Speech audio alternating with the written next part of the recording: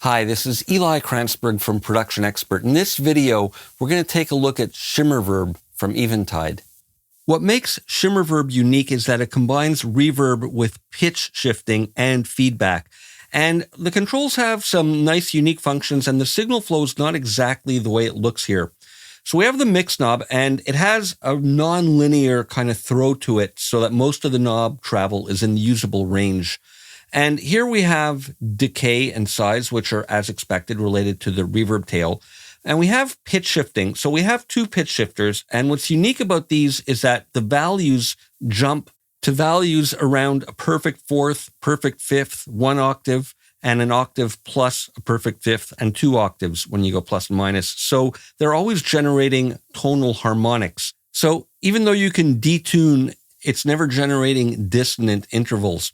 Now, here's where the signal flow is not as it seems. The delay comes after the reverb, but before the pitch shifting.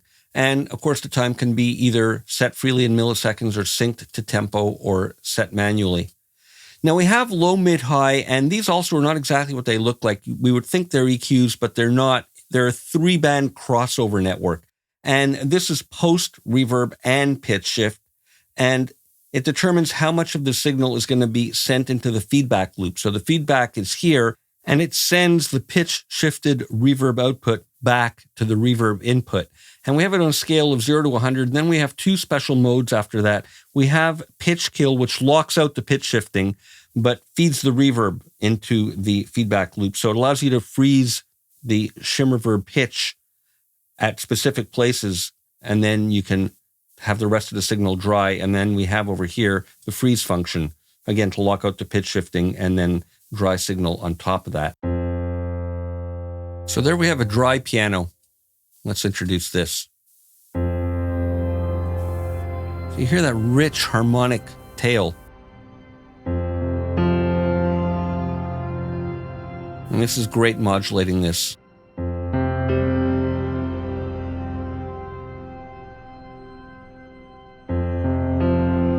So let's feed more of the mids into the feedback loop.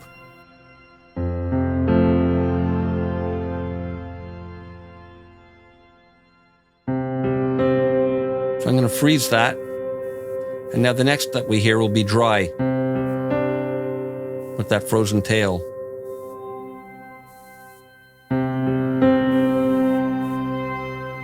So now I'm freezing those harmonics.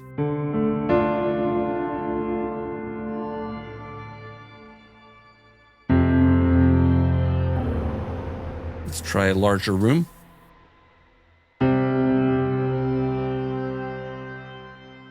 So very rich sounding. Now let's take a look at it on some drums. Here's a topper kind of loop, and I've just got the default settings here. And let's listen and adjust to taste. So that's it dry. So we can time the delay of the feedback.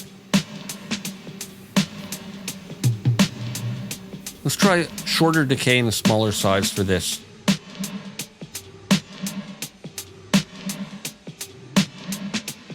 There's some interesting pitched reverb tails.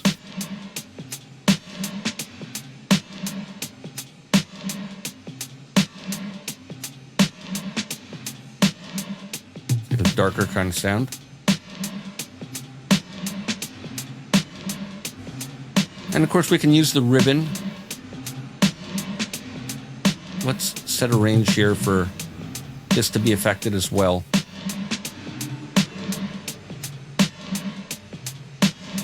And here, so that as we dial in more feedback, we're also changing the pitch.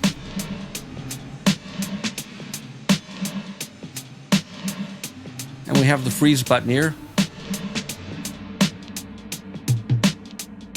So it's kind of like a reverb bed underneath.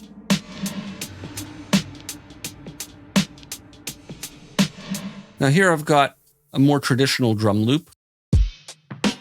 And let's adjust this one.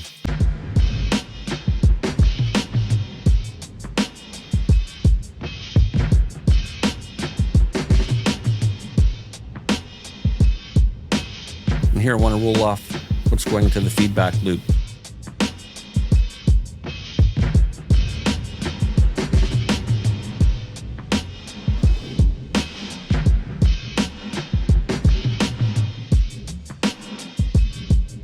really interesting modulated reverb tail as we dial this up.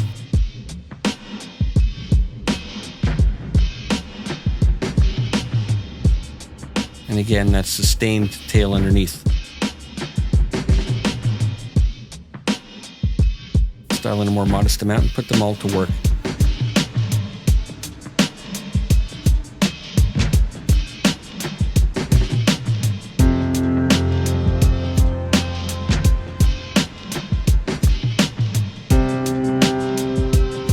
And let's hear with all three bypassed. And in. So that's ShimmerVerb from Eventide. This is Eli Krantzberg for Production Expert.